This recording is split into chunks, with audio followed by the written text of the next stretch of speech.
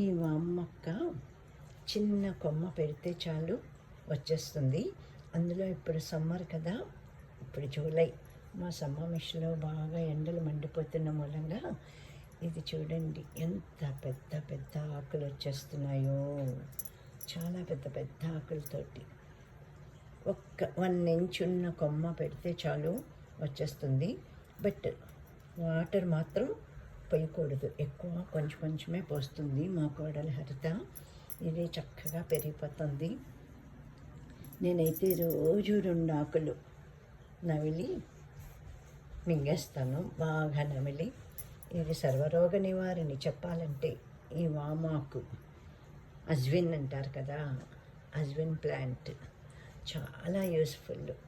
ఎవరైనా సరే పెంచుకోవచ్చు ఇక్కడ ఈ అమెరికాలో కూడాను. పైగా ఇంత చలిగా ఉన్న